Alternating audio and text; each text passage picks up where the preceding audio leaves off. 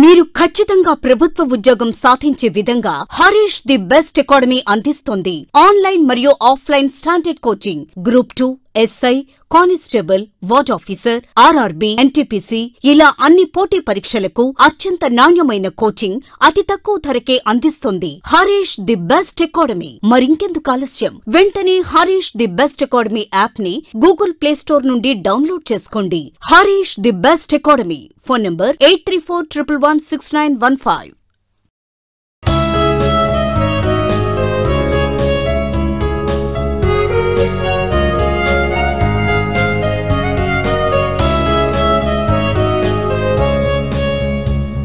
Hi friends, welcome to Harish academy. ఈరోజు వార్తల్లో నిలిచిన జాతీయ, అంతర్జాతీయ, రాష్ట్రీయ అంశాల గురించి, వార్తల్లో నిలిచిన వ్యక్తులు, అవార్డులు, పుస్తకాలు మరియు క్రీడా సంబంధిత సమాచారం ఒక్కొక్క అంశాన్ని వివరంగా తెలుసుకునే ముందు కొన్ని హెడ్లైన్ చూద్దాం. ఈరోజు ఫ్రాన్స్, టర్కీ దేశాలు మరొకసారి వార్తల్లో నిలిచాయి. అసలు ఈ రెండు దేశాలు తరచూ ఎందుకు వార్తలు నిలుస్తున్నాయి, వీటి మధ్యలో వివాదానికి కారణమవుతున్న అంశాలేంటి, ఇవన్నీ చూద్దాము. మరియు పబ్లిక్ అఫైర్స్ ఇండెక్స్ సంబంధించి least governed state, best governed state, larger states category, smaller states category మరియు యూనియన్ టెరిటరీకి సంబంధించిన అంశాలు ఏంటి. మరియు ఆలివ్ రిడ్లీ టర్టిల్స్ అనగానే గుర్తుకొచ్చే రాష్ట్రం ఒడిషా. ఈరోజు ఒడిషా రాష్ట్ర ప్రభుత్వం ఆలివ్ రిడ్లీ టర్టిల్స్ విషయంలో వైల్డ్ లైఫ్ ఇన్స్టిట్యూట్ ఆఫ్ ఇండియాని సంప్రదించింది. మరొక ఫ్రెష్ స్టడీ వీటి యొక్క మూవ్మెంట్కి సంబంధించి కండక్ట్ చేయమని. దానికి సంబంధించిన అంశాలు ఏంటి. మరి ఈరోజు నాబార్డ్, మోస్ట్ ఇంపార్టెంట్ బ్యాంకు, ఈరోజు గోవాకి రూరల్ ఇన్ఫ్రాస్ట్రక్చర్ డెవలప్మెంట్ ఫండ్ కింద కొన్ని నిధులను శాంక్షన్ చేయడం జరిగింది. దానికి సంబంధించిన అంశాలు ఏంటి. మరి ఈరోజు international space station, most important అంతర్జాతీయ అంతరిక్ష కేంద్రం ఈరోజు 20th యానివర్సరీతో వార్తలు నిలిచింది. దానికి సంబంధించిన ప్రత్యేకత ఏంటి, చారిత్రక నేపథ్యం ఏంటి. మరియు వార్తలో నిలిచిన తొలి మహిళ ఈరోజు న్యూయార్క్ పోలీస్ డిపార్ట్మెంట్కి సంబంధించి. మరియు వార్తలో నిలిచిన తొలి తెలుగువాడు ఈరోజు భారతదేశంలో ఒక అధ్యక్ష పదవికి ఏకగ్రీవంగా ఎన్నికవడం జరిగింది. దానికి సంబంధించిన అంశాలు ఏంటి. మరియు వీటితో పాటు మిస్లేనియస్ అంశాలు ఒక్కొక్క టాపిక్ని ఇంటర్లింక్ చేసుకుంటూ నేర్చుకుందాం. సో ముందుగా ఈరోజు ఫ్రాన్స్ అండ్ టర్కీకి సంబంధించిన వివాదం మరొకసారి తారాస్థాయికి చేరుతోంది. సో తరచూ చూస్తున్నాం, గడిచిన ఒక 1 month నుండి ఆల్మోస్ట్ ప్రతిరోజు ఫ్రాన్స్, టర్కీ వార్తలు నిలుస్తూ ఉన్నాయి. ఎందుకంటే రెండు దేశాల మధ్యలో ప్రస్తుతం సంబంధాలు కానివ్వండి, చాలా వివాదాలు తరచూ వార్తలు నిలుస్తున్నాయి. ఇటీవల జరిగిన కొన్ని అంశాలు ఈ రోజున కూడా చూడండి, రెండు దేశాలకు సంబంధించి అధ్యక్షులు ఒకరిపైన ఒకరు తీవ్ర స్థాయిలో విమర్శలు చేస్తున్నారు. సో ఇటీవల జరిగిన కొన్ని పరిణామాలు, ఫ్రాన్స్ వారి యొక్క రాయబారి ఎవరైతే టర్కీ దేశంలో ఉన్నారో తనని వెనక్కి పిలిపించుకుంది.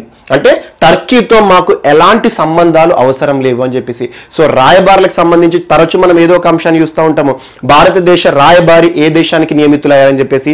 ఇటీవల చాలా చూస్తున్నాం అలా నియామక వ్యక్తుల విషయంలో. సో అలా రాయబారులు అనేవారు ఒక దేశానికి ఇంపార్టెంట్. ఒక్కొక్క దేశంలో ఒక దేశానికి సంబంధించిన రాయబారులను ఆ ప్రభుత్వం నియమిస్తుంది. ఆ దేశం ఏదైతే ఉంటుందో, ఎగ్జాంపుల్ ఫ్రాన్స్, టర్కీ, ఈ రెండు దేశాల మధ్య సంబంధాలను పర్యవేక్షణ చేయడానికి రాయబారుల పాత్ర అనేది మోస్ట్ ఇంపార్టెంట్. సో అలాంటి ఫ్రాన్స్ రాయబారి ఇప్పటి వరకు టర్కీలో ఎవరైతే ఉన్నారో తనని వెనక్కి పిలిపిస్తూ ఫ్రాన్స్ ఈరోజు ఉత్తర్వు జారీ చేసింది. అండ్ ఇంకొక అంశం, టర్కీ దేశము ఫ్రాన్స్ కి సంబంధించిన వస్తువులు, ఫ్రెంచ్ వస్తువులు అన్నిటిపైన కూడా నిషేధం విధించింది.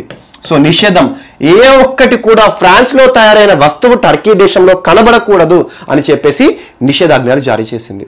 మరియు దీంతో పాటు ఇటీవల చాలా వివాదాలు వార్తలు నిలుస్తున్నాయి వీటికి సంబంధించి. అసలు ఈ వివాదాలకు కేంద్ర బిందువు ఎక్కడ అంటే, మనకి అందరం చూస్తున్నాం 2015 చార్లీ హెబ్డో సంస్థ అంటారు. చార్లీ హెబ్డే ఒక వార్తాపత్రిక కార్యాలయం సంస్థ మనం అందరం చూసాము. ఇటీవల కాలంలో 2015లో ఈ చార్లీ హెబ్డే సంస్థ పైన కొంతమంది ఆల్ఖైదాకి సంబంధించి, అనుబంధ సంస్థకి సంబంధించి కొంతమంది తీవ్రవాదులు దాడి చేసి 12కు పైగా జర్నలిస్టులను చంపేయడం జరిగింది. బాంబుల దాడి మరియు దాంతోపాటు తుపాకుల కాల్పులతో మోత మనకు వినిపించింది. సో అలాంటి చార్లీ హెబ్డే సంస్థ పైన అసలు ఎందుకు ఈరోజు తీవ్రవాదులు అనేది దాడి చేశారు చరిత్రలో మనకు 2015లో అంటే, చార్లీ హెబ్డే సంస్థ ఏదైతే ఉంటుందో ఈరోజు ఫ్రాన్స్ కేంద్రంగా పనిచేస్తుంది. ఫ్రాన్స్ దేశానికి చాలా ఇంపార్టెంట్. సో ఆ చార్లీ హెబ్డే సంస్థ మహమ్మద్ ప్రవక్త, సో ఇస్లాంకి మోస్ట్ ఇంపార్టెంట్ ప్రవక్త అంటాం మనం. సో మహమ్మద్ ప్రవక్త విషయంలో ఒక కార్టూన్ ని ప్రచురించడం జరిగింది. కార్టూన్ సో అలా ఒక కామెడీ రూపంలో మహమ్మద్ ప్రవక్తని ప్రచురించడం. సో దీన్ని జీర్ణించుకోలేని ఇస్లాం మతస్థులు ఎవరైతే ఉంటారో, ముఖ్యంగా కొంతమంది ఆల్-ఖైదా తీవ్రవాద సంస్థలు, మీరు ఎందుకు మహమ్మద్ ప్రవక్త విషయంలో ఇలాంటివి ప్రచురించారని చెప్పేసి వీరిపైన దాడులు జరగడం కానివ్వండి, చాలా వరకు చార్లీ హెబ్డే సంస్థ మొత్తం కూడా కనుమరుగైపోయింది. అలాంటి చార్లీ హెబ్డే సంస్థ ఈ సంవత్సరం 2020 సెప్టెంబర్లో మరొకసారి దాని యొక్క కార్యకలాపాలను ప్రారంభించింది. ఆల్మోస్ట్ 5 years డార్మెంట్ అసలు లేదు, ఎందుకంటే కాల్పులు జరగడం, దానికి సంబంధించిన జర్నలిస్టుల మరణాలు, ఇలాంటి అంశం ఆధారంగా పక్కన ఉండిపోయింది. అలాంటి చార్లీ హెబ్డో సంస్థ ఇటీవల మళ్ళీ ప్రారంభమైంది.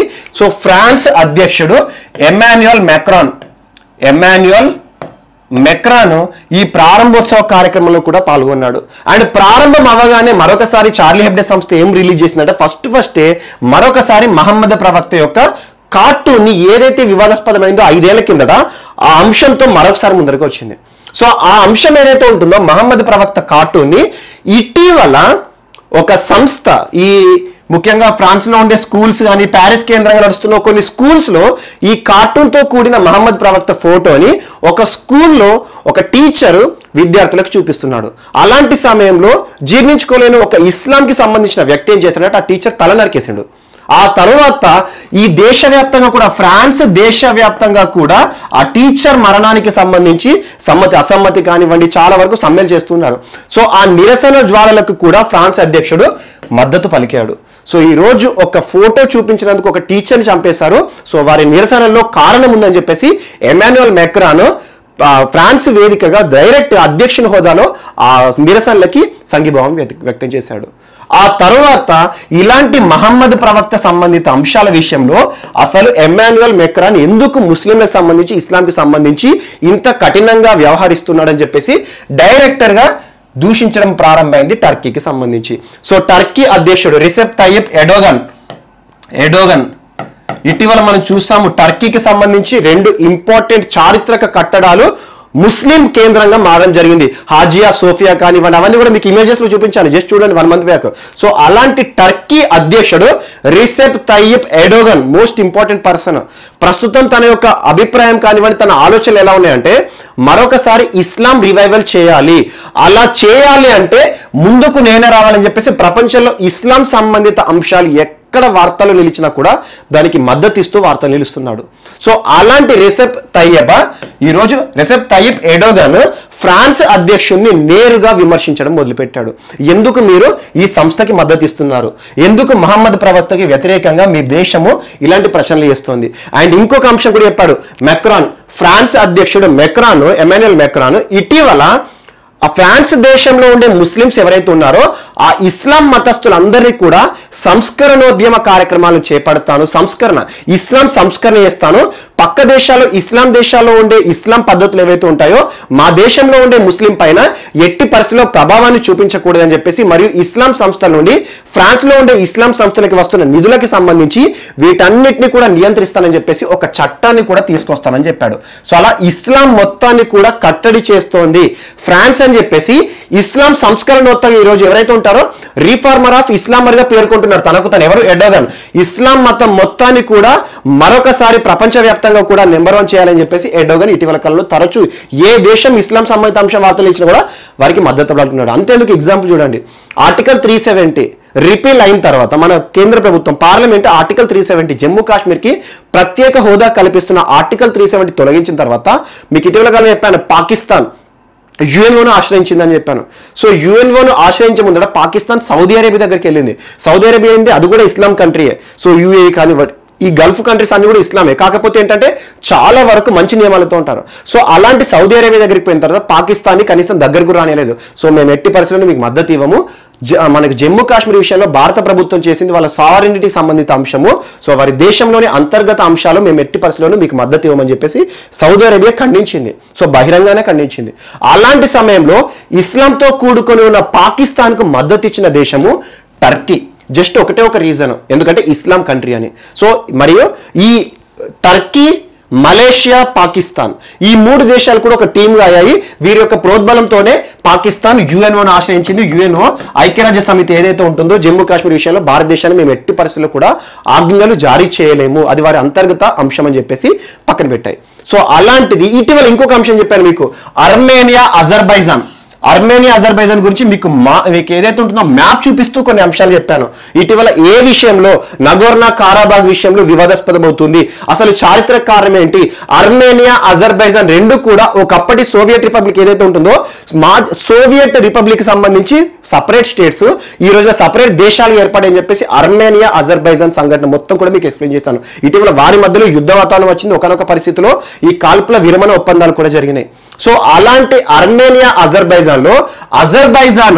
ఇస్లాం దేశం.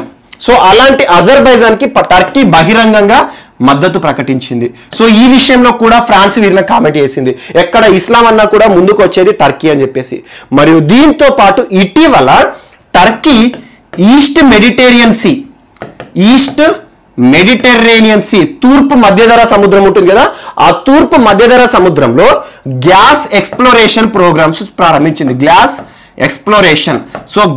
ఎక్స్ప్లోరేషన్ ప్రోగ్రామ్ లో భాగంగా సముద్రం నుండి గ్యాస్ తవ్వకాలు జరుపుతున్నప్పుడు రెండు దేశాలు దీన్ని ఖండించాయి. సైప్రస్ మరియు గ్రీస్ యూరోపియన్ దేశాలు, గ్రీస్ ఈ రెండు దేశాలు కూడా టర్కీని అడ్డుకున్నాయి. సో ఎట్టి పరిస్థితుల్లో ఈ కార్యకలాపాలు ఏదైతే ఉంటే మేము జరపలేము అని చెప్పేసి. సో ఆ విషయంలో వీరి ముగ్గురి మధ్యలో కూడా యుద్ధ వాతావరణం, వీరి మధ్యలో ఒకటి యుద్ధ వాతావరణం జరిగింది. అలాంటి సమయంలో ఈ యూరోపియన్ దేశాలైన ఈ రెండింటికి కూడా ఫ్రాన్స్ బహిరంగంగానే నావల్ షిప్లను పంపింది, యుద్ధ నౌకలను పంపించింది. అంటే ఏంటి, టర్కీని తొక్కేయమని చెప్పేసి. సో అలా బహిరంగంగా రెండు దేశాల మధ్యలో, ఫ్రాన్స్ కి టర్కీకి మధ్యలో ఇటీవల చాలా అంశాలు, వివాదాలు చోటు చేసుకుంటున్నాయి. ఈ రోజున డైరెక్ట్ గా టర్కీ నేరుగా చెప్పింది, ఇక చరిత్రలో ఎప్పుడు కూడా మేము ఫ్రాన్స్ తో ఎలాంటి సంబంధాలు పెట్టుకోము అని చెప్పేసి. అండ్ ఇంకోటి ఏమంటున్న టర్కీ, ఎర్డోగన్ ఒట్టమన్ సామ్రాజ్యాన్ని మరొకసారి నేను ప్రపంచవ్యాప్తంగా వ్యాపిస్తాను. ఖచ్చితంగా ఒట్టమన్ అంటే ఏంటంటే టర్కీలో చరిత్ర చాలా ఇంపార్టెంట్ ఇస్లాం మతం పరంగా. సో అలా ఒట్టమన్ సామ్రాజ్యాన్ని మరొకసారి ప్రపంచవ్యాప్తంగా ఇస్లాం ప్రభావాన్ని నేను ఖచ్చితంగా తీసుకొస్తాను, ఒక ఇస్లామర్ రీఫార్మర్ గా తనకు తాను చెప్పుకునే ఎర్డోగాన్ ఇటీవల ఫ్రాన్స్ విషయంలో చాలా విషయాలు కూడా బహిరంగంగా విమర్శిస్తూ వచ్చాడు. సో అలా రెండు దేశాల మధ్యలో చాలా కారణాలు ఉన్నాయి. కానీ ఇప్పటికిప్పుడు ట్రిగ్గరింగ్ మూమెంట్ అంటే ఏంటి, వివాదం తారస్థాయికి చేరుకోవడంలో భాగం ఏంటంటే ఇటీవల చార్లీ హెబ్డే సంస్థ మరొకసారి ప్రారంభమైంది 2020 సెప్టెంబర్ మాసంలో. ఆ ప్రారంభోత్సవ కార్యక్రమంలో డైరెక్ట్ గా అధ్యక్షుడు వారిని ప్రోత్సహిస్తూ ఏదైతే ఉంటుందో చార్లీ హెబ్డే కార్యాలయాన్ని వారు ఎందుకు అసలు ఆగిపోవాల్సి వచ్చింది, ఏ రకంగా దాడులు జరిగాయి, సో వారికి అంతా ఫుల్ సపోర్ట్ మేము ఉంటాము, ప్రభుత్వం ఉంటుందని చెప్పేసి ఇమాన్యుయల్ మెక్రాన్ మద్దతు ఇవ్వడము. మరియు ప్రారంభోత్సవ కార్యక్రమంలోనే మొదటి రోజే మరొకసారి మహమ్మద్ ప్రవక్తతో కూడుకున్న ఒక కార్టూన్ విడుదల చేయడము, ఇలాంటి అంశాల ద్వారా మరొకసారి వివాదాస్పదమైంది. అలా టర్కీ మరియు ఫ్రాన్స్ మధ్యలో రెండు దేశాల మధ్యలో కూడా ఇప్పుడు తారస్థాయిలో జరుగుతుంది. ఇది వారిద్దరి మధ్యలో ఉన్న గొడవలు. సో దీంతో పాటు చాలా ఉన్నాయి. సో ఇటీవల ఎవరెవరికి, అజర్బైజాన్కి ఎవరు మద్దతు ఇచ్చారు, కారణం ఏంటి, పాకిస్తాన్కి ఎవరు మద్దతు ఇచ్చారని. అండ్ ఇంకొక అంశాన్ని జస్ట్ 2 days మీకు చెప్పాను, ఇటీవల ఫ్రాన్స్ అధ్యక్షుడు చేసిన కొన్ని వివాదాస్పద వ్యాఖ్యలు ఇస్లాం మతం విషయాన్ని దృష్టిలో ఉంచుకొని ఫ్రాన్స్ లో ఉన్న పాకిస్తాన్ రాయబారిని వెనక్కి పంపడానికి భారీ మెజార్టీతో ఆమోదం పొందడం జరిగింది పాకిస్తాన్లో ఉన్నాను. సో ఆ విషయంలో ఒక కామెడీ కూడా మీకు చెప్పాను. సో ప్రస్తుతం లాస్ట్ 3 months బ్యాక్ నుండి అసలు ఫ్రాన్స్ లో పాకిస్తాన్ రాయబారే లేడు.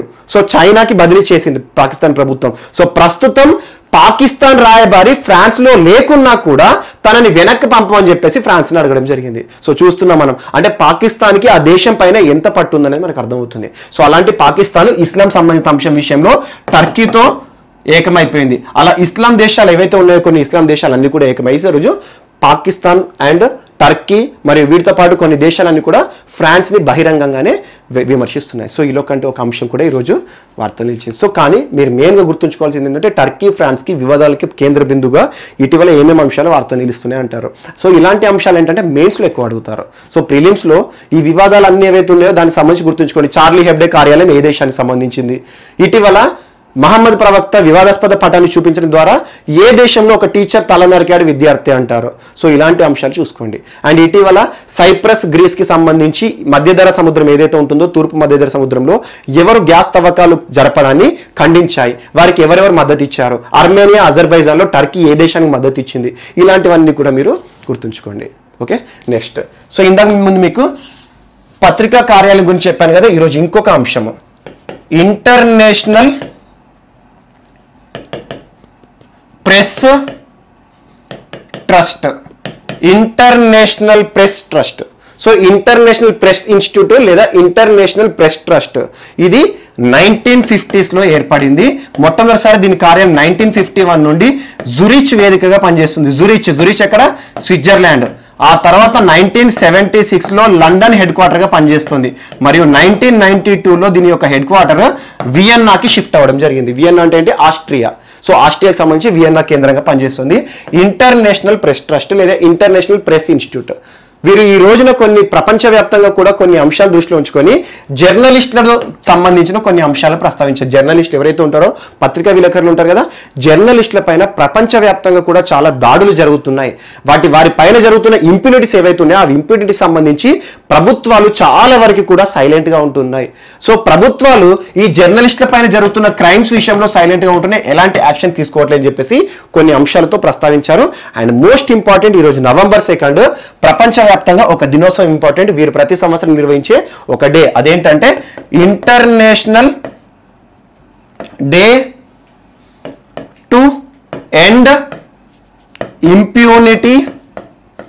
International day to end impunity for crimes against journalists. So international day to end impunity for crimes against journalist. So impunity అంటే ఏంటంటే శిక్ష మినహాయింపులు అన్నట్టు. సో ఈరోజు జర్నలిస్టుల పైన ఎవరైతే కొన్ని క్రైమ్స్ చేస్తారో, నేరారోపణలను ఎదుర్కొంటారో వారికి చాలా శిక్షలకు సంబంధించి మినహాయింపులు ఇస్తున్నాయి ప్రభుత్వాలు అని చెప్పేసి ఒక అంశాన్ని దృష్టిలో ఉంచుకొని ప్రతి సంవత్సరం November 2 ఈ డే అనేది వార్తలు నిలుస్తుంది. సో ఈ డేని ఎందుకు సెలబ్రేట్ చేస్తారు జర్నలిస్టులకు జ్ఞాపకార్థం అంటే 2013 ఇది కూడా ఫ్రాన్స్ కి సంబంధించిందే. 2013లో ఫ్రెంచ్ జర్నలిస్టులు ఇద్దరు ఫ్రెంచ్ జర్నలిస్టులను మాలీలో అసాసినేట్ చేయడం జరిగింది, చంపేశారు. సో ఫ్రెంచ్ జర్నల్ యొక్క మరణాలు ఏవైతే ఉన్నాయో ఇద్దరు జర్నలిస్టుల మరణానికి జ్ఞాపకంగా 2013 నుండి ప్రతి సంవత్సరం జరుపుతారు. యునైటెడ్ నేషన్స్ జనరల్ అసెంబ్లీ ఆధ్వర్యంలో దీని యొక్క ఆమోదం అనేది కూడా పొందడం జరిగింది. అలా ప్రతి సంవత్సరం కూడా November 2 international day to end impunity for crimes against journalists అనే ఒక డే కూడా ఈరోజు జరుగుతుంది. సో అలా ఇంటర్నేషనల్ ప్రెస్ ట్రస్ట్ లేదా ఇంటర్నేషనల్ ప్రెస్ ఇన్స్టిట్యూట్ వారు ఇటీవల ప్రపంచ దేశాలన్నిటి కూడా దృష్టిలో ఉంచుకొని ప్రస్తుతం జర్నలిస్టులు ఎవరైతే ఉంటారో జర్నలిస్టులు ఈరోజు భావ ప్రకటన స్వేచ్ఛ హక్కుల భాగంగా ప్రపంచంలో ఏ నిమిషంలో ఎక్కడ ఏ మారుమూల ప్రాంతంలో ఎలాంటి అంశాన్నైనా కూడా వారి ప్రాణాలకు తెగించి మరి కూడా టెలికాస్ట్ చేస్తున్నారు, మనకు తెలియజేస్తున్నారు. అలాంటి జర్నలిస్టులకు చాలా నేరాలు అనేవి జరుగుతున్నాయి, వారిపైన దాడులు జరుగుతున్నాయి. ఆ దాడుల విషయంలో ప్రభుత్వాలు ఎలాంటి విషయంలో కూడా ముందుకు రావడం లేదు, దాడులు జరగకుండా ఆపడం లేదు. ఆ క్రైమ్స్ ఏవైతే జరుగుతున్నాయో వాటికి సంబంధించి కూడా చాలా వరకు కూడా నేరారోపణలు ఎదుర్కొంటున్న వారికి శిక్ష మినహాయింపులను కూడా ఇస్తున్నాయని చెప్పేసి ఒక అంశంతో ఈరోజు ప్రస్తావించడం జరిగింది. సో అలా international day to end impunity for crimes against journalists అనే డే ఏ రోజుకు సంబంధించింది అంటే November 2. ఎప్పటి నుండి అంటే 2013 ఫ్రాన్స్ కి సంబంధించిన కొంతమంది జర్నలిస్టులు మాలీలో చంపబడి జరిగింది. సో అలా వారి జ్ఞాపకార్థం ప్రతి సంవత్సరం కూడా ఈ సంస్థ ఈ డేని జరుపుతుంది. సో ఇదొకటి కూడా ఇంపార్టెంట్. జర్నలిస్టులకు సంబంధించి చాలా వరకు దాడులు జరుగుతూ ఉన్నాయి. అలాంటి దాడుల విషయంలో ప్రభుత్వాలు ఎలాంటి కూడా ఈ రోజున ముందుకు రావట్లేదు. వాళ్ళకి సంరక్షణ చర్యలు కానివ్వండి, ఆ దాడులకు సంబంధించి చట్టాలు చేయడము, ఆ నేరాలు ఎవరైతే చేస్తున్నారో వారికి కఠినమైన శిక్షలు విధించడంలో ప్రభుత్వాలు సైలెంట్ గా ఉంటున్నాయని చెప్పేసి కొన్ని అంశాలతో ముందుకు వచ్చింది ఈ సంస్థ. సో ఇదొకటి కూడా ఈరోజు యాడ్ చేసుకోండి. సో ఫ్రాన్స్ కి సంబంధించి యాడ్ చేసుకోండి, సరిపోతుంది, అంత పెద్ద ఇంపార్టెంట్ ఏం కాదు. కాకపోతే ఈ November 2 డే స్పెషాలిటీ ఏంటి అంటారు జర్నలిస్ట్ కి సంబంధించి. సో అదొకటి గుర్తుంచుకోండి. అండ్ దీని యొక్క హెడ్ క్వార్టర్ ఎక్కడ అని అడుగుతారు. సో ఇదొకటి. అండ్ రాజస్థాన్ కి సంబంధించి గుజ్జర్ల ఉద్యమం. రాజస్థాన్ రాష్ట్రంలో ఈరోజు గుజ్జర్ల ఉద్యమం మరొకసారి తారాస్థాయికి చేరింది. సో గుజ్జర్లు మోస్ట్ బ్యాక్వర్డ్ క్లాస్ గా పరిగణించండి. సో ఉద్యోగం కానివ్వండి, విద్యా సంబంధిత అంశాల్లో రిజర్వేషన్లు కల్పించండి అని చెప్పేసి గుజ్జర్ల పోరాటం ఈ రోజు కాదు, కొన్ని ఏళ్ల నుండి మనం చూస్తున్నాం. సో అలా రాజస్థాన్ కి సంబంధించి గుజ్జర్ల ఉద్యమం ఈ రోజున రాష్ట్ర వ్యాప్తంగా కూడా తారాస్థాయికి చేరింది. దీనికి సంబంధించి కేంద్ర ప్రభుత్వం కూడా దాదాపు 62 ట్రైన్స్ ని దారి మళ్లించడం జరిగింది. అంటే ఒక రూట్లో నడవాల్సిన ట్రైన్స్ వేరే రూట్ నుండి నడపడం కానివ్వండి, సో చాలా వరకు రోడ్లు బ్లాక్ అవ్వడం కానివ్వండి, ఇలాంటి అంశాలతో రాజస్థాన్ ఈరోజు రిజర్వేషన్ సంబంధిత అంశం వార్తలోకి వచ్చింది. సో డైరెక్ట్ బిట్ అడుగుతారు, ఇటీవల గుజ్జర్ల ఉద్యమానికి సంబంధించి ఏ రాష్ట్రం వార్తలోకి వచ్చింది అంటారు, రాజస్థాన్. అండ్ ఇంకొక అంశం నిన్నటి క్లాస్లో మీకు ఒక అంశం చెప్పిన యాడ్ చేసుకొని సరిపోతుంది. సో రామ్ నామ్ సత్య హే అనే నినాదాన్ని ఇచ్చిన రాష్ట్రం ఉత్తరప్రదేశ్ అని చెప్పాను, ఇందాక మీకు ఇస్లాం సంబంధించి చెప్పాను కదా. సో అలాంటిదే లవ్ జిహాద్ అనే కాన్సెప్ట్ ప్రతిసారి మనం వింటున్నాం, ఒక వివాదాస్పద అంశం. సో లవ్ జిహాద్ని అరికట్టడానికి, లవ్ జిహాద్ని వ్యతిరేకిస్తూ యూపీ ముఖ్యమంత్రి నిన్న జరిగిన ఎలక్షన్ క్యాంపెయినింగ్ లో ఒక అంశాన్ని ప్రస్తావించాలని నిన్న క్లాస్లో చెప్పాను. రామ్ నామ్ సత్యహే అనే నినాదాన్ని ఇవ్వండి, రాష్ట్ర వ్యాప్తంగా కూడా ఎక్కడ కూడా లవ్ జిహాదీ అనే అంశం కనబడితే ప్రభుత్వం ఖండిస్తుంది, కఠిన శిక్షలు విధిస్తుంది అని చెప్పేసి శక్తి అనే ఒక చట్టాన్ని కూడా లవ్ జిహాద్ కార్యక్రమాలను వ్యతిరేకిస్తూ ప్రభుత్వం తీసుకొస్తుంది అని చెప్పేసి ఒక చట్టం గురించి ప్రస్తావించింది ఉత్తరప్రదేశ్ రాష్ట్ర ప్రభుత్వం. శక్తి చట్టాన్ని తీసుకొస్తాం లవ్ జిహాద్ అని చెప్పేసి. సో అలాంటి ఆ లిస్టులోకి ఇంకొక రాష్ట్రం కూడా ఈరోజు చేరుతోంది, అదే హర్యానా. సో హర్యానా రాష్ట్ర ముఖ్యమంత్రి మనోహర్ లాల్ ఖట్టర్ గారు నిన్న యూపీ రాష్ట్ర ముఖ్యమంత్రి ఏదైతే ప్రస్తావించారో లవ్ జిహాద్ని ఆపడానికి వ్యతిరేకిస్తూ ప్రభుత్వం చట్టాన్ని తీసుకొస్తుంది అని చెప్పారు కదా. ఈరోజు హర్యానా రాష్ట్ర ప్రభుత్వం కూడా లవ్ జిహాద్ని ఆపే ఉద్దేశంతో దాన్ని వ్యతిరేకిస్తున్నాం, తీవ్రంగా వ్యతిరేకిస్తున్నాం అని చెప్పేసి మేము కూడా ఒక చట్టాన్ని రూపొందిస్తాము లవ్ జిహాద్కి వ్యతిరేకంగా అని చెప్పారు.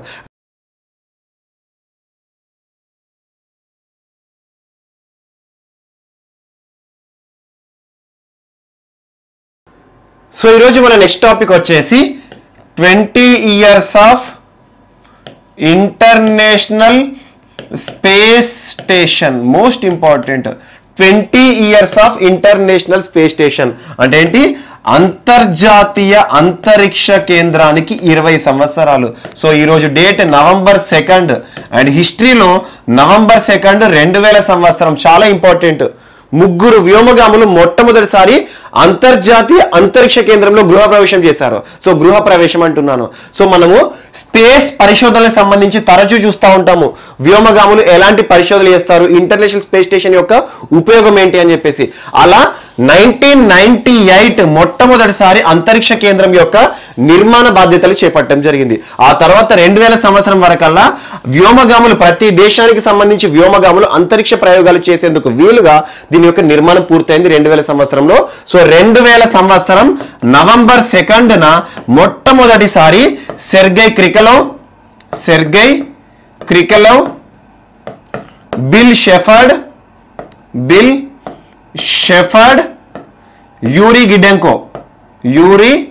గిడెంకో ఈ ముగ్గురు వ్యోమగాములు కూడా మొదటిసారి అంతర్జాతీయ అంతరిక్ష కేంద్రంలోకి అడుగు పెట్టడం జరిగింది. సో అలా ఇరుకు గదులుగా ప్రారంభమైన అంతర్జాతీయ అంతరిక్ష కేంద్రం ఈరోజు అతిపెద్ద స్పేస్ స్టేషన్ గా మనం చూస్తూనే ఉంటాము. సో అలా ఈరోజు ఆల్మోస్ట్ 12 స్లీపింగ్ కంపార్ట్మెంట్స్ ఉన్నాయి అంతర్జాతీయ అంతరిక్ష కేంద్రంలో. 12 స్లీపింగ్ కంపార్ట్మెంట్స్ ఏవైతే ఉంటారో, ప్రతి దేశానికి సంబంధించి వ్యోమగాములు ఉంటారు కదా, అలా అంతరిక్ష ప్రయోగాలు చేసే వ్యోమగాములు నిద్రించడానికి అనువైన పరిసరాలతో 12 స్లీపింగ్ కంపార్ట్మెంట్స్ ఉన్నాయి. 6కు పైగా గదులున్నాయి. 6 గదులు, 3 టాయిలెట్లు మరియు కమ్యూనికేషన్ కు వీలుగా ఉండేటట్టు ఒక టవర్. సో ఇలాంటి ఒక నిర్మాణం అనేది ఈరోజు అతిపెద్ద అంతర్జాతీయ అంతరిక్ష కేంద్రము మనం చూస్తూనే ఉంటాము. అలా ఇరుకు గదులుగా ప్రారంభమై 20 సంవత్సరాల కింద ఈరోజు 20 సంవత్సరాల్లో మనం సాధించిన ఘనత ఏంటంటే దాదాపు 19 దేశాలకు చెందిన 241కి పైగా ఈరోజు వ్యోమగాములు అంతర్జాతీయ అంతరిక్ష కేంద్రాన్ని విజిట్ చేసి రావడం జరిగింది. అలా భూమిపై పరిశోధనలు కానివ్వండి, స్పేస్ టెక్నాలజీ విషయంలో, పరిశోధనల విషయంలో దీనికి సంబంధించి మోస్ట్ ఇంపార్టెంట్ ఎగ్జామ్లు బిట్ అడుగుతారు. సో ఇటీవల ఇంటర్నేషనల్ స్పేస్ స్టేషన్ అనే అంశం వార్తలోకి వచ్చింది. ఎందుకు అంటారు? సో 20 years మానవుడు అంతర్జాతీయ అంతరిక్ష కేంద్రంలో అడుగుపెట్టి ఈ రోజుతో 20 సంవత్సరాలు పూర్తవుతుంది. అలా మొదటిసారి ముగ్గురు వ్యక్తులు, బిల్ షెఫర్డ్ అమెరికాకి సంబంధించిన వాడు మరియు మిగతా ఇద్దరేమో రష్యాకి సంబంధించిన వారు, కజకిస్తాన్ నుండి ప్రారంభమైన ఒక వ్యోమ నౌక ద్వారా వారు అంతర్జాతీయ అంతరిక్ష కేంద్రంలో వెళ్ళడం జరిగింది. November 2 2000 సంవత్సరం రోజున మొదటిసారి మానవుడు అంతర్జాతీయ అంతరిక్ష కేంద్రంలో కాలు పెట్టడం జరిగింది. ఇప్పటి వరకు ఈ 20 సంవత్సరాల్లో సాధించిన ఘనత ఏంటంటే 19 దేశాలకు సంబంధించిన 241కి పైగా శాస్త్రవేత్తలు, వ్యోమగాములు అందులో పరిశోధనలు చేస్తూ ఉన్నారు. మనం తరచూ చూస్తూనే ఉంటాము. ఇటీవల కాలంలో చాలా అంశాలు చూసాము. అండ్ ఇటీవల కొన్ని ఇంపార్టెంట్ అంశాలు. సో అమెరికా ఎన్నికల్లో మొట్టమొదటిసారి ఒక మహిళ ఓటును వినియోగించింది అంతరిక్ష కేంద్రం నుండి అని చెప్పేసి. సో ఇలాంటి అంశాలు ఏవి వార్తలు ఇచ్చినా కూడా ఖచ్చితంగా చూడండి. అండ్ ఇటీవల నాసా ప్రయోగిస్తున్న కొన్ని పరిశోధనలు కానివ్వండి, స్పేస్ టాయిలెట్ టాయిలెట్ అనే అంశాన్ని చెప్పాను. సో అలా స్త్రీలకి కూడా అనువుగా ఉండేటట్టు స్పేస్ టాయిలెట్ అనే అంశంతో నాసా కూడా వార్తలోకి వచ్చింది. మరియు 4G సెల్యులార్ నెట్వర్క్ కానివ్వండి, ఇలాంటివి సైన్స్ అండ్ టెక్నాలజీకి సంబంధించిన అంశాలపైన పట్టండి, ఖచ్చితంగా ఎగ్జామ్ లో వస్తాయి. సో అంతర్జాతీయ అంతరిక్ష కేంద్రం science and technology most important ఈ రోజుతో 20 సంవత్సరాలు ముగుస్తూ వార్తలోకి వచ్చింది. సో November 2, 2000 సంవత్సరానికి ఒక చరిత్ర అనేది ఉంది. మొట్టమొదటిసారి వ్యోమగాములు అందులో కాలు పెట్టిన రోజు. సో అలా గృహ ప్రవేశం అన్నట్టు. సో అలా అంతర్జాతీయ అంతరిక్ష కేంద్రం గృహ ప్రవేశము ఈ రోజు 20 సంవత్సరాలు అని చెప్పేసి చాలా వార్తాపత్రికల్లో కూడా ప్రముఖంగా ఆర్టికల్స్ రావడం జరిగింది. అండ్ నెక్స్ట్ ఈరోజు ఇంకొక అంశం, ఆలివ్ రిడ్లీ టర్టిల్స్ వార్తలు నిలిచాయి. ఆలివ్ రిడ్లీ టర్టిల్స్ ఇప్పటికి 3 సార్లు చెప్పాను ఆలివ్ రిడ్లీ టర్టిల్స్ గురించి. ఆలివ్ రిడ్లీ టర్టిల్స్ అనగానే భారతదేశంలో గుర్తుకు రావాల్సిన రాష్ట్రం ఒడిషా. మోస్ట్ ఇంపార్టెంట్ 2 బీచ్ల పేర్లు గుర్తుంచుకోండి, వీటి గురించి ఎప్పుడు అడుగుతున్నాడు. ఒకటి ఋషికుల్యా beach and 2 Gahirmatha beach. Gahirmatha మరియు ఋషికుల్యా బీచ్. ఆలివ్ రిడ్లీ టర్టిల్స్ చాలా important. Olive Ridley turtles Odisha రాష్ట్రం. ఒడిషా అనగానే గుర్తుకు రావాల్సిన టాపిక్స్ ఇటీవల కాలంలో మనం చర్చించుకున్న అంశాలన్నీ చూడండి. At the same time olive Ridley turtles సంబంధించి మన భారతదేశంలో ఒడిషా ఇంపార్టెంట్. ఈ 2 బీచ్లు మాత్రం ఖచ్చితంగా గుర్తుంచుకోండి. భారతదేశంలో ఆలివ్ రిడ్లీ టర్టిల్ నివసించే ప్రాంతాల్లో ముఖ్యమైన బీచెస్ ఏవి అంటారు, Gahirmatha beach and ఋషికుల్యా beach. So దీనికి సంబంధించి రోజు ఏంటి వార్తలు నిలిచిన అంశం అంటే, అసలు ప్రత్యేకత సంతరించుకున్న తాబేలు టర్టిల్స్ అంటున్నాను. సో అలా తాబేళ్లకి సంబంధించి అబెండెంట్ తాబేళ్లు ఈ రోజు ప్రపంచవ్యాప్తంగా కూడా ఎక్కువగా వామ్ వాటర్స్ లో ఉంటాయి. వామ్ వాటర్స్ అంటే ఉష్ణ నీరు ఉంటారు కదా, ఆ ఉష్ణ నీరు కలిగిన పసిఫిక్ ఓషన్ లో కానివ్వండి, Atlantic so and Indian ocean ప్రాంతాల్లో ఆలివ్ రిడ్లీ టర్టిల్స్ యొక్క జనాభాను చూడడం జరుగుతుంది. ఆలివ్ రిడ్లీ టర్టిల్స్ మరియు వాటి యొక్క కజిన్స్ ఉంటాయి. ఇంకొకటి కిమ్స్ రిడ్లీ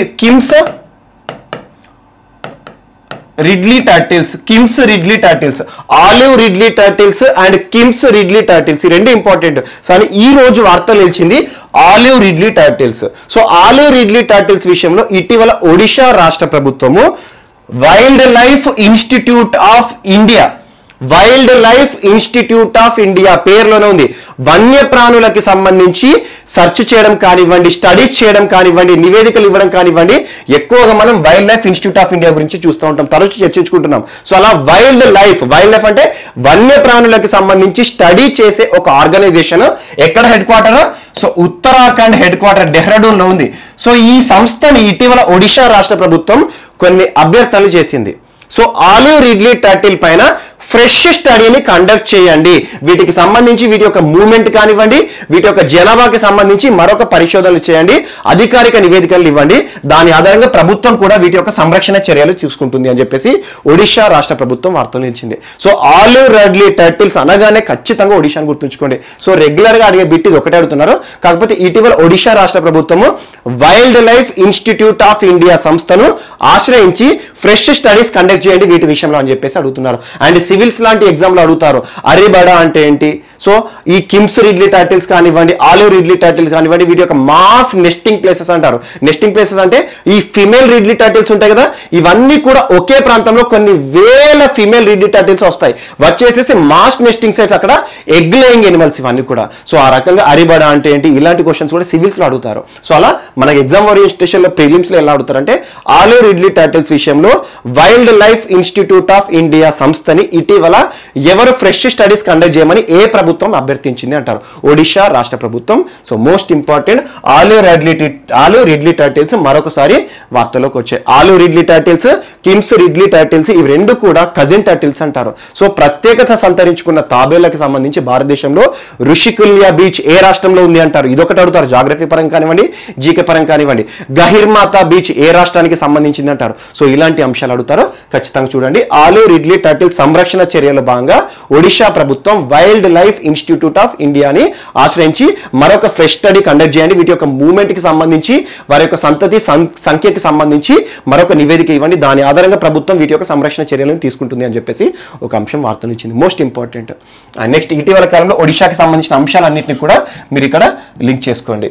అండ్ నెక్స్ట్ ఇంకొక అంశము పబ్లిక్ అఫైర్స్ ఇండెక్స్ ఈ రోజు వార్తలో నిలిచింది. Public affairs index so public affairs index అనే ఈ సూచిని ఎవరు ప్రకటిస్తారంటారు? Public affairs centre. So most important, governed states ఆధారంగా ఏ రకంగా పరిపాలిస్తున్నారని చెప్పేసి మూడు కేటగరైజేషన్స్ వచ్చాయి. ఒకటి bigger states category, bigger states అంటే పెద్ద రాష్ట్రాలన్నింటినీ కూడా కన్సిడర్ చేసేస్తూ అందులో టాప్ ప్లేస్ ఏంటి, బాటమ్ ప్లేస్ ఏంటి అని, మరియు స్మాల్ స్టేట్స్ కేటగిరీ మరియు యూనియన్ టెరిటరీస్. సో ఇటీవల వార్తలో నిలిచిన public affairs index bigger states కేటగిరీలో ది బెస్ట్ గవర్న్డ్ స్టేట్స్ గా వార్తలు నిలిచిన రాష్ట్రం ఏది అంటారు? Most important, Kerala. కేరళ అద్భుతమైన పనితీరు చూపించింది, అద్భుతమైన ప్రగతిని సూచించింది ఈ నివేదిక ఆధారంగా. So best governed state in bigger states కేటగిరీలో పెద్ద రాష్ట్రాల పరంగా తీసుకుంటే ఈరోజు మంచి పరిపాలన అందిస్తున్న రాష్ట్రంగా కేరళ వార్తలు నిలిచింది.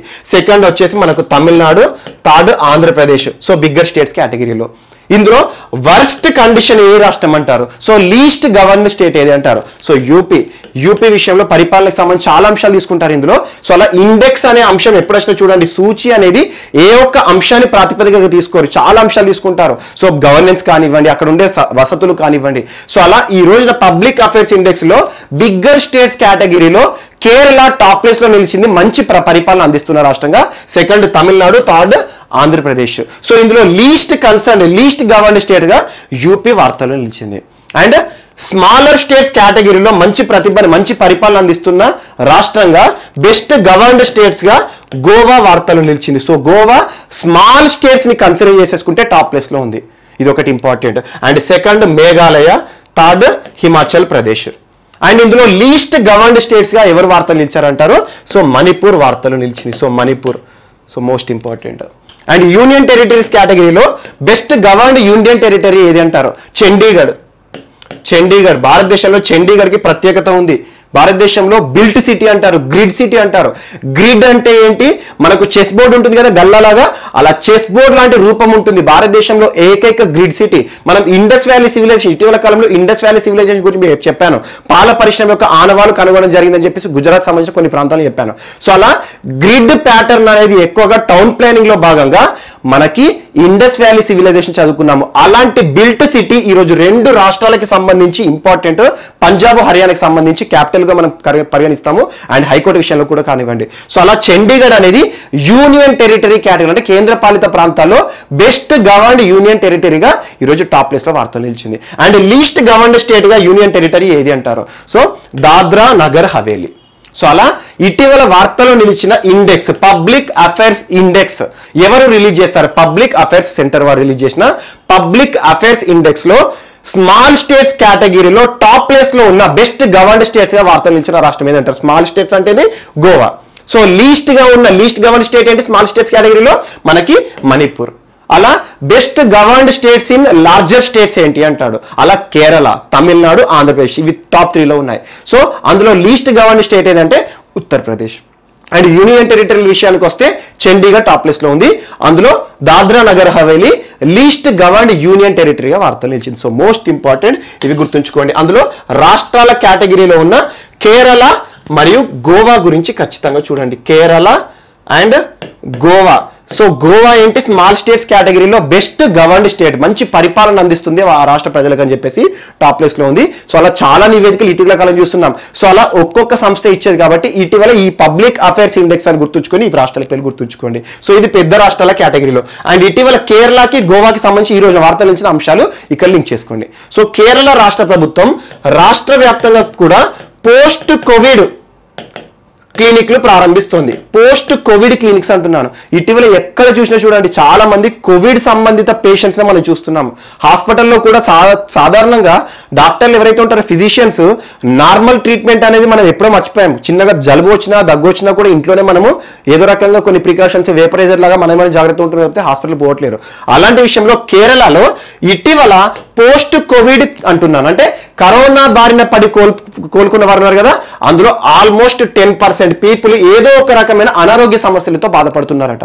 సో అలాంటి వారందరికీ కోసం పోస్ట్ కోవిడ్ క్లినిక్ సెంటర్స్ ని ఏర్పాటు చేస్తూ ఒడిశా రాష్ట్ర ప్రభుత్వం రాష్ట్ర వ్యాప్తంగా అమలయ్యేలా ఉత్తర్వులు జారీ చేసింది. అంటే ఏంటి, దాదాపు ప్రైమరీ హెల్త్ సెంటర్ అంటే ఏంటి, మనకు ప్రాథమిక కేంద్రాలు అంటే మన గ్రామీణ ప్రాంతాల్లో అలా ప్రాథమిక కేంద్రాలు, ఒక్కొక్క గ్రామంలో ఉండే ప్రాథమిక కేంద్రాల నుండి మల్టీ స్పెషాలిటీ హాస్పిటల్స్ వరకు అన్ని కూడా ఇక పోస్ట్ కోవిడ్ ట్రీట్మెంట్స్ విషయంలో కేరళ రాష్ట్ర ప్రభుత్వం ప్రారంభించండి అని చెప్పేసి ఒక అంశం వార్తలు నిలిచింది. అలా పోస్ట్ కోవిడ్ ట్రీట్మెంట్ అనేది కరోనా బారిన పడి కోలుకున్న వారు ఎవరైతే ఉంటారో వారందరూ కూడా నెలకు ఒకసారి ఖచ్చితంగా చెకప్ చేసుకోవాలని ప్రభుత్వం ఉత్తర్వులు జారీ చేసింది. నెలకు ఒకసారి ఖచ్చితంగా ట్రీట్మెంట్ చేసుకోవాలంటే అందులో ఏమన్నా వారికి అనారోగ్య సమస్యలు వస్తున్నాయి. ఎందుకంటే ఇటీవల కాలంలో మనం చాలా నివేదికలు చూస్తున్నాం, కరోనా బారిన పడి కోలుకున్న వారు ఎవరైతే ఉంటారో వారు అత్యధికంగా గాలి కాలుష్యం బారిన పడే అవకాశాలు ఉన్నాయి, ప్రభావం ఎక్కువగా ఉంటుందని ఒక అంశం చెప్పాను.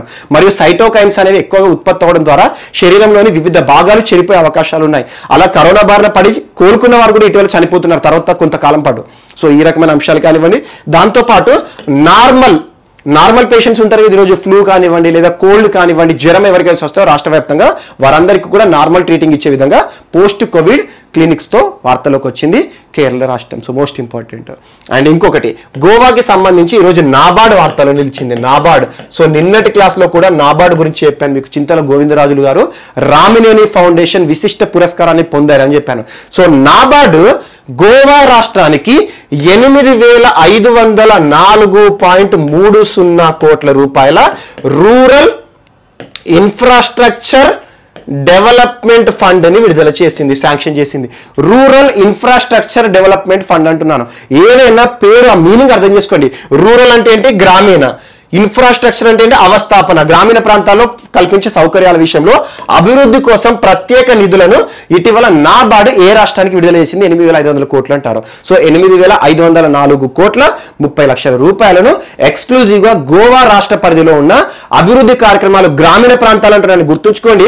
నాబార్డ్ అనే పదం ఎక్కడ వచ్చినా కూడా this is the exclusive bank for rural development and agriculture. అంటే ఏంటి, గ్రామీణ పేర్లలో ఉంది నేషనల్ బ్యాంక్, జాతీయ bank for what, rural development, అభివృద్ధి కార్యక్రమాలు, గ్రామీణ అభివృద్ధి కార్యక్రమాల కోసము మరియు అగ్రికల్చర్. ఈరోజు వ్యవసాయ రంగానికి మరియు గ్రామీణ అభివృద్ధి కార్యక్రమాల కోసం ఎక్స్క్లూజివ్ గా ఒక బ్యాంక్ పనిచేస్తుంది జాతీయ స్థాయిలో, అదే నాబార్డ్. సో రీఫైనాన్సింగ్ ఫెసిలిటీస్ ఇస్తుంది నాబార్డ్.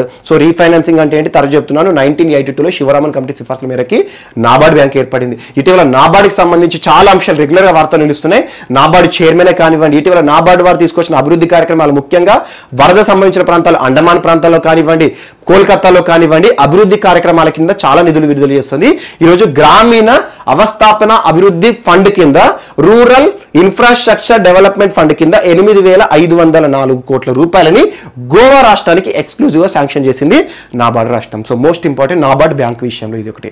అండ్ సో ఈ రెండు రాష్ట్రాల గురించి, కేరళనేమో పోస్ట్ కోవిడ్ క్లినిక్ సెంటర్ని ఏర్పాటు చేస్తుంది, అండ్ గోవానేమో ఈరోజు నాబార్డ్ విషయంలో వార్తలు నిలిచింది. So public affairs index Kerala, Goa. So గోవాకి కేరళకి సంబంధించి 2 టాపిక్స్ ఇక్కడ ఇంటర్లింక్ చేశాను. అండ్ పంజాబ్కి సంబంధించి చాలా అంశాలు చూస్తున్నాం, కానీ పంజాబ్ సంబంధించి ఒక మిస్లేనియస్ అంశాన్ని ఈ రోజున యాడ్ చేసుకోండి. పంజాబ్ రాష్ట్ర ప్రభుత్వం, అమరీందర్ సింగ్ ప్రభుత్వము రాష్ట్రంలో స్కూల్ బస్సులు కానివ్వండి, ట్రాన్స్పోర్టేషన్ బస్సులు ఉంటాయి ప్రైవేట్, వారన్నిటిపైన కూడా రోడ్డు ట్యాక్స్ వేవర్ చేస్తూ ఇటీవల ఉత్తర్వులు జారీ చేసింది. అంటే ఏంటంటే రోడ్డు పన్ను కట్టాల్సి ఉంటుంది. ఈరోజు ట్రాన్స్పోర్ట్ కానివ్వండి, స్కూల్ బస్సులు ఉంటాయి, ఎగ్జాంపుల్ చెప్తున్నాను, స్కూల్ బస్సులు, మినీ బస్సులు ఉంటాయి. ఎందుకు వాళ్ళ యొక్క ఉపయోగం ఏంటి, స్కూల్ నడుస్తుంది అంటే పిల్లలని వాళ్ళు ఒక ప్రాంతంలో ఒక ప్రాంతం తరలించడం, ముఖ్యంగా ఇళ్లలో ఎక్కించుకుంటారు, స్కూల్లో తీసుకొస్తారు. స్కూల్ అయిపోయిన తర్వాత మళ్ళీ స్కూల్ నుండి వారి ఇళ్లలో దించడానికి బస్సులు ఉంటాయి. సో అలా స్కూల్ బస్సులు ఉంటాయి కదా, ఆ స్కూల్ బస్సులు ప్రస్తుతం విద్యా వ్యవస్థలో నడవట్లేదు, మనం చూస్తున్నాం, అన్ని కూడా ఆగిపోయినాయి, ఎక్కడెక్కడ స్తంభించిపోయాయి.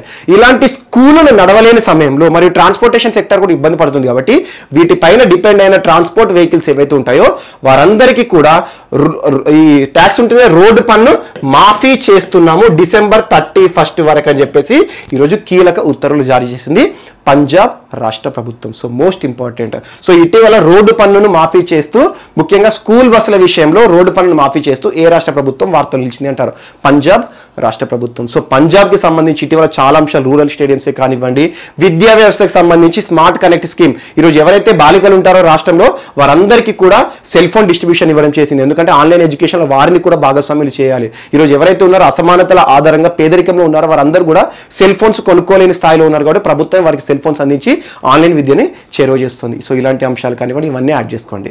అండ్ ఇంకొక అంశం, ఇక ఈ రోజు రాష్ట్రీయ అంశాల్లో తెలంగాణకు సంబంధించి ఒకే ఒక అంశం వార్తలు నిలిచింది. సో తెలంగాణకు సంబంధించి వాసాల మర్రి వాసాల మర్రి వార్తలు నిలిచింది. సో వాసాల మర్రి ఏ జిల్లాలో ఉంది అంటారు. సో యాదాద్రి భువనగిరి జిల్లా, యాదాద్రి భువనగిరి జిల్లా, తుర్కపల్లి మండలం, తుర్కపల్లి. సో యాదాద్రి భువనగిరి జిల్లా తుర్కపల్లి మండలంలో ఉన్న వాసాల మర్రి ఎందుకు వార్తల్లోకి వచ్చింది అంటే, నిన్నటి రోజున తెలంగాణ రాష్ట్ర ముఖ్యమంత్రి కేసీఆర్ గారు వాసాల మర్రిని దత్తత తీసుకున్నారు. సో దత్తత తీసుకునే కార్యక్రమం ఇటీవల తరచూ చూస్తున్నాం. ప్రముఖ నటుడు ప్రభాస్ ఒక గ్రామాన్ని దత్తత తీసుకున్న అంశాన్ని చూసాము. మరి ఇటీవల హెటరో ఫార్మా కంపెనీ ఒక గ్రామాన్ని దత్తత తీసుకుంది. సో ఏ రకంగా అర్బన్ ఫారెస్ట్ ప్రాంతాలను డెవలప్ చేస్తుందని. సో అలాంటి ఒక అంశం రాష్ట్రంలో మోస్ట్ ఇంపార్టెంట్ ముఖ్యమంత్రి కాబట్టి, ముఖ్యమంత్రి ఇటీవల ఏ గ్రామాన్ని దత్తత తీసుకున్నారు అంటారు, Vasala Marri. Most important. So Vasala Marri అని అడుగుకున్నా కూడా వాసాల మర్రి ఏ జిల్లాలో ఉంది అని అడగవచ్చు. ఎందుకంటే ఒక విషయంలో బయటకు వచ్చింది కాబట్టి, ఒక ఎలివేట్ అయింది కాబట్టి టాపిక్ అడగవచ్చు. సో వాసాల మర్రి ప్రాంతాన్ని, గ్రామీణ ప్రాంతాన్ని, ఒక గ్రామాన్ని తెలంగాణ రాష్ట్ర ముఖ్యమంత్రి కె చంద్రశేఖర్ రావు గారు దత్తత తీసుకున్నారు. ఇందుకోసం వెంటనే 100 కోట్ల రూపాయల అభివృద్ధి నిధులను కూడా విడుదల చేశారు. 100 కోట్ల రూపాయల వాసాల మరికి ఇవ్వడం జరిగింది. ఎందుకంటే అక్కడ అభివృద్ధి కార్యక్రమాల కోసం. ఎందుకంటే దత్తత తీసుకున్నారంటే నార్మల్ విషయం కాదు, ఆ ప్రాంతం మొత్తాన్ని కూడా డెవలప్ చేస్తారు. అండ్ ఇక్కడ ఒక కంపారిజన్ కూడా చెప్పారు కేసీఆర్ గారు. ఈ గ్రామాన్ని దత్తత తీసుకుంటూ వాసాల మర్రిని మరొక ఎర్రవెల్లి చేస్తానన్నారు. ఎర్రవెల్లి అంటే మన కేసీఆర్ గారి స్వగ్రామం. సో అలా ఎర్రవెల్లి లాంటిగానే వాసాల మర్రిని కూడా నేను తయారు చేస్తాను, ఈ గ్రామాన్ని దత్తత తీసుకుంటానని చెప్పేసి ఒక మోస్ట్ ఇంపార్టెంట్ తెలంగాణ రాష్ట్రీయ అంశాల్లో వార్తలు నిలిచిన అంశం. సో ఇవి మనకు గ్రామీణ ప్రాంతంకు సంబంధించి అభివృద్ధి ఇటీవల కాలం దత్తత కార్యక్రమాలు యాడ్ చేసేసుకోండి. సో నెక్స్ట్, సో ఈరోజు మన నెక్స్ట్ టాపిక్ వచ్చేసి వార్తల్లో వ్యక్తులు. అండ్ మోస్ట్ ఇంపార్టెంట్, ఈరోజు వార్తల్లో నిలిచిన పర్సన్ తొలి మహిళగా గుర్తింపు పొందిన ఒక వ్యక్తి. సో తన పేరు Juanita Holmes. Juanita Holmes. And most important, దాదాపు 175 సంవత్సరాల సుదీర్ఘ చరిత్ర కలిగిన ఒక police department, New York police department కి చీఫ్ ఆఫ్ పెట్రోల్ గా ఈరోజు ఒక పదవిని, ఉన్నత స్థానాన్ని స్వీకరించిన మహిళ. So most important. సో తొలి మహిళగా గుర్తింపు పొందింది. ఇంతటి ఉన్నత స్థానం ఒక పోలీస్ డిపార్ట్మెంట్ కి సంబంధించి, న్యూయార్క్ పోలీస్ డిపార్ట్మెంట్. ఒక్కసారి న్యూయార్క్ పోలీస్ డిపార్ట్మెంట్ ఎంత బలమైందో చూడండి. దాదాపు 175 years హిస్టరీ గల ఒక police department. At the same time 55,000 మంది సిబ్బంది ఉంటారు ఈ న్యూయార్క్ పోలీస్ డిపార్ట్మెంట్ పరిధిలో. సో పోలీసులు at the same time per annum 45,000 కోట్ల బడ్జెట్, వార్షిక బడ్జెట్ న్యూయార్క్ పోలీస్ డిపార్ట్మెంట్ సంబంధించి. మరియు 10,000 పోలీస్ కార్లు, 8 పోలీస్ హెలికాప్టర్లు, 10కి పైగా స్పీడ్ బోట్లు అండ్ జాగిలాలు, అశ్వాలు అన్ని ఉంటాయి. సో అలాంటి బలమైన ఒక పోలీసు వ్యవస్థ ఈ రోజున న్యూయార్క్ పోలీస్ డిపార్ట్మెంట్ కి సంబంధించి అత్యున్నత స్థానాన్ని ఈరోజు ఒక మహిళ స్వీకరించడం జరిగింది. Most important, Juanita Holmes. So New York police department చరిత్రలోనే ఒక ఉన్నత స్థానంలో నియమితులైన ఒక వ్యక్తి ఈరోజు ఒక మహిళ ఎవరంటే జ్వానిటా హోమ్స్. అండ్ ఇంకొక పాయింట్ కూడా యాడ్ చేసుకోండి, ఒక ఆఫ్రికో అమెరికన్, ఆఫ్రికా సంతతికి సంబంధించిన ఒక మహిళ ఈరోజు న్యూయార్క్ పోలీస్ డిపార్ట్మెంట్ లోనే ఉన్నత స్థానం విషయంలో వార్తల్లోకి వచ్చారు. So most important, direct bit అడుగుతారు. ఇటీవల వార్తల్లో నిలిచిన జ్వానిటా హోమ్స్ ఏ పోలీస్ డిపార్ట్మెంట్ కి సంబంధించి చీఫ్ పోస్ట్ లో నియమితులయ్యారు అంటారు. So New York police department 175 years, 175 సంవత్సరాల సుదీర్ఘ చరిత్ర కల ఒక పోలీస్ డిపార్ట్మెంట్. అండ్ ఇంకొక అంశం కూడా చూడండి, ఈ రోజు ఏ దేశంలో అయినా కూడా రక్షణ సంబంధిత అంశాలను పర్యవేక్షించడానికి పోలీస్ డిపార్ట్మెంట్ ఇంపార్టెంట్. ప్రపంచంలోనే బలమైన పోలీసు వ్యవస్థ కలిగిన దేశం ఏది అంటారు, స్కాట్లాండ్. స్కాట్లాండ్ దేశంలో చాలా పవర్ఫుల్ పోలీస్ ఫోర్సెస్ ఉంటాయి. అలాంటి స్కాట్లాండ్ దేశంలోని పోలీస్ వ్యవస్థతో ప్రతి రాష్ట్ర పోలీసులను కానివ్వండి ఒక్కొక్క దేశం కంపేర్ చేస్తూ ఉంటాయి. మా దేశంలో కానీ మా రాష్ట్రంలో ఉన్న పోలీస్ వ్యవస్థ అనేది స్కాట్లాండ్ పోలీసుల లాగానే పనిచేస్తారని చెప్పేసి, అంతటి బలమైన పోలీస్ వ్యవస్థ స్కాట్లాండ్. సో ఇంకొక సిటీ విషయానికి వస్తే న్యూయార్క్ పోలీస్ డిపార్ట్మెంట్ అమెరికాకి సంబంధించి మోస్ట్ ఇంపార్టెంట్. అలాంటి సుదీర్ఘ చరిత్ర గల న్యూయార్క్ పోలీస్ డిపార్ట్మెంట్ కి ఈరోజు చీఫ్ ఆఫ్ పెట్రోల్ హోదాలో అత్యున్నత పదవిలో ఒక మహిళ, ఒక ఆఫ్రికో అమెరికన్ వార్తలు ఇచ్చారు, Juanita Holmes. Most important. And next ఈరోజు ఇంకొక అంశం, ఇది కూడా తొలి తెలుగువాడు, తొలి తెలుగువాడిగా ఈరోజు వార్తలో నిలిచిన పర్సన్. మోస్ట్ ఇంపార్టెంట్, తొలి తెలుగువాడు అంటున్నాను. ఏ విషయానికి వస్తే, అసలు ఏంటి అంశం అంటే, జాతీయ హ్యాండ్బాల్ సమాఖ్య, జాతీయ హ్యాండ్బాల్ సమాఖ్య. మీకు హ్యాండ్బాల్ క్రీడలు ఉంటాయి, రకరకాల ఫుట్బాల్, హ్యాండ్బాల్, బాస్కెట్బాల్ ఉంటాయి. సో అలా ఫుట్బాల్ అంటే ఏంటి, కాలితో తంతు ఆడతారు, గోల్లో వేసేస్తారు. సో అలా హ్యాండ్బాల్ అంటే ఏంటి, చేతిలో బాల్ పట్టేసుకొని గోల్లో వేయడం. సో అలాంటి హ్యాండ్బాల్ కి సంబంధించి భారతదేశంలోనే నియంత్రణ చేసే అత్యున్నత సంస్థ, క్రికెట్ కి బీసీసీఐ ఎలాగానో, సో బ్యాడ్మింటన్ ఫెడరేషన్ ఎలాగానో, ఈ హ్యాండ్బాల్ కి జాతీయ హ్యాండ్బాల్ సమాఖ్య అలాగా. సో అలా హ్యాండ్బాల్ ఫెడరేషన్ ఆఫ్ ఇండియా అనే ఒక సంస్థ ఉంటుంది. దేశ స్థాయిలో మొత్తం కూడా హ్యాండ్బాల్ క్రీడను నియంత్రించే సంస్థ. ఆ సంస్థకి అధ్యక్షులుగా ఈ రోజు తొలి తెలుగువాడు ఒకడు ఎన్నిక అవడం జరిగింది. So most important. సో ఇటీవల వార్తలో నిలిచిన పర్సన్ తొలి తెలుగువాడు వార్త నిలిచారు. జాతీయ హ్యాండ్బాల్ సమాఖ్య అధ్యక్షునిగా ఏకగ్రీవంగా ఎన్నికయ్యంటారు. దాదాపు 29 రాష్ట్రాల్లో ఉండే హ్యాండ్బాల్ క్రీడకి సంబంధించి నియంత్రించే సంస్థ హ్యాండ్బాల్ ఫెడరేషన్ ఆఫ్ ఇండియాకి అధ్యక్షులు ఈ రోజు తెలుగువాడు. తన పేరు అరిశనపల్లి Jaganmohan Rao. Most important, అరిశనపల్లి Jaganmohan Rao. So అరిశనపల్లి Jaganmohan Rao తెలంగాణకి సంబంధించిన వ్యక్తి. కానీ ఇప్పటి వరకు చరిత్రలో హ్యాండ్బాల్ ఫెడరేషన్ ఆఫ్ ఇండియాకి అసలు తెలుగువాడు ఎవరు కూడా అసలు ఆ సంస్థకి అధ్యక్షులుగా రాలేదు. సో ఈ రోజు ఒక పర్సన్, ఒక తెలుగువాడు, తొలి తెలుగువాడు హ్యాండ్బాల్ ఫెడరేషన్ ఆఫ్ ఇండియాకి జాతీయ స్థాయిలో అధ్యక్షుని హోదాలో ఏకగ్రీవంగా ఎన్నికై వార్తలకు వచ్చారు. Most important, అరిశనపల్లి Jaganmohan Rao. So most important, గుర్తుంచుకోండి, డైరెక్ట్ టు ద పాయింట్ అడుగుతారు. సో ఇటీవల వార్తలు నిలిచిన అరిశనపల్లి జగన్మోహన్ రావు ఏ విషయంలో తొలి తెలుగువాడు అంటారు. సో జాతీయ హ్యాండ్బాల్ సమాఖ్యకి నూతన అధ్యక్షునిగా ఏకగ్రీవంగా 29 రాష్ట్రాలను పర్యవేక్షించే ఒక ఉన్నత సంస్థ హ్యాండ్బాల్ విషయంలో ఆ సంస్థకి అధ్యక్షులుగా వార్తలు నిలవడం జరిగింది. So most important. And next క్రీడలకు సంబంధించి ఇంకొక అంశము. సో తెలంగాణ కబడ్డీ సంఘం. సో కబడ్డీ మోస్ట్ ఇంపార్టెంట్, కానీ ఆదరణ తక్కువ. ఇటీవల కాలంలో ప్రో కబడ్డీ లీగ్స్ కానివ్వండి, అలాంటి వాటితో కబడ్డీకి ఆదరణ అనేది కల్పించబడుతుంది. సో కబడ్డీకి సంబంధించి తెలంగాణ కబడ్డీ వార్షిక వేడుకలు నిన్న జరిగాయి, సండే రోజున. సో అందులో తెలంగాణ కబడ్డీ కార్యనిర్వాహక వర్గానికి సంబంధించి కూడా ఎన్నికలు జరిగాయి. ఆ ఎన్నికల్లో ప్రస్తుతం కేంద్ర హోంశాఖ సహాయ మంత్రి ఎవరు, జి కిషన్ రెడ్డి గారు. So most important, G Kishan Reddy గారు BJP party senior most leader. So G Kishan Reddy గారు ప్రస్తుతం కేంద్ర హోంశాఖ సహాయ మంత్రిగా ఉన్నారు. సో ఈ తెలంగాణ కబడ్డీ సంఘం తెలంగాణలో కబడ్డీకి సంబంధించి, కబడ్డీ క్రీడకి సంబంధించి అన్ని అంశాలు కూడా నిర్వహించే ఒక సంస్థ. ఆ సంస్థకి చైర్మన్ గా నిన్న ఎన్నిక కావడం జరిగింది. చైర్మన్. సో తెలంగాణ కబడ్డీ సంఘం నూతన చైర్మన్ గా ఎన్నికైన వ్యక్తి ఎవరు అంటారు. సో జి కిషన్ రెడ్డి గారు. మోస్ట్ ఇంపార్టెంట్, దాదాపు 4 సంవత్సరాలు ఇతను చైర్మన్ హోదాలో కబడ్డీకి సంబంధించిన క్రీడ విషయంలో తన యొక్క నిర్ణయాలు తీసుకోవడం అనేది జరుగుతుంది. అండ్ ఇంకొక అంశం, ఇందులో అధ్యక్షులుగా ఎవరు ఎన్నికయ్యారు అంటారు. అధ్యక్షులు. సో అధ్యక్షులుగా కాసాని జ్ఞానేశ్వర్. అండ్ ఏ డిపార్ట్మెంట్ అయినా, ఏ శాఖకైనా కూడా గుర్తుంచుకోండి, సెక్రటరీ అనేవాడు ఇంపార్టెంట్. సెక్రటరీ ఎవరంటే జగదీశ్వర్. సో జగదీశ్వర్ గారు సెక్రటరీ. సో అలా రానున్న 4 ఏళ్ల పాటు ఈ నూతన కార్యవర్గం తన యొక్క పనులను చేయబోతోంది. అండ్ ఖచ్చితంగా ఒక కిషన్ రెడ్డి గారి పేరు మాత్రం గుర్తుంచుకోండి. తెలంగాణ కబడ్డీ సంఘానికి జరిగిన ఇటీవల ఎన్నికల్లో చైర్మన్ గా ఎవరు ఎన్నికయ్యారు అంటారు. సో ఎలక్షన్ జరిగాయి. సో కబడ్డీకి సంబంధించి జి కిషన్ రెడ్డి గారు వార్తలకు వచ్చారు. అండ్ అధ్యక్షులు ఎవరు, ప్రెసిడెంట్ ఎవరు ఈ సంస్థకి అంటే సో కాసాని జ్ఞానేశ్వర్ గారు. సో నెక్స్ట్ సెక్రటరీ ఎవరంటే జగదీశ్వర్ గారు. సో ఖచ్చితంగా గుర్తుంచుకోండి. సో క్రీడకి సంబంధించి కానివ్వండి, ఒక కేంద్ర హోంశాఖ మంత్రి అంటున్నాను, అండ్ మంత్రి కాబట్టి ఖచ్చితంగా ఇంకొక నియామకం విషయంలో వార్తలకు వచ్చారు కాబట్టి చూసుకోండి. అండ్ ఇంకొక person, so Jishnu Barua. So most important person, ఒక రాష్ట్రానికి చీఫ్ సెక్రటరీగా ఈరోజు వార్తలు నిలిచారు. చీఫ్ సెక్రటరీ, ప్రధాన కార్యదర్శి అంటున్నాను. ఏ రాష్ట్రమైనా ఖచ్చితంగా గుర్తుంచుకోండి, ముఖ్యమంత్రి మనకు ప్రజలచే ఎన్నుకోబడిన నాయకుడు.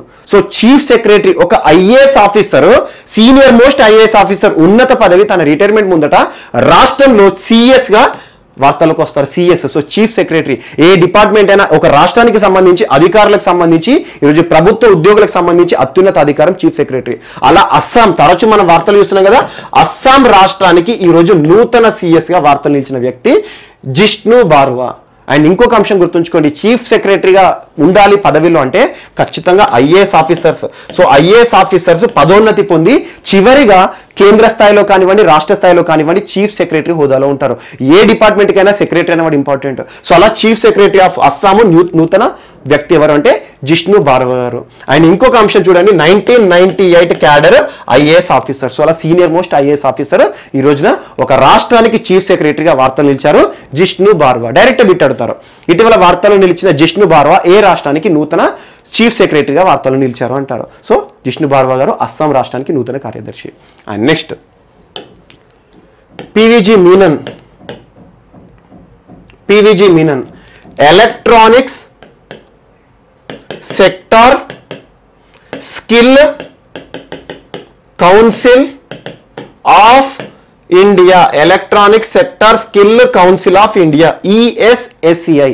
సో ESSCI సంస్థకి నూతన సిఇఓగా చీఫ్ ఎగ్జిక్యూటివ్ ఆఫీసర్గా ఈరోజు ఒక వ్యక్తి వార్తలు నిలిచారు, పివిజి మీనన్ గారు. డైరెక్ట్ బిట్ అడుగుతారు, దీని యొక్క కార్యనిర్వాహక వర్గం ఏ రకంగా ఉంటుంది, విధులు ఏంటి అవన్నీ అడిగారు.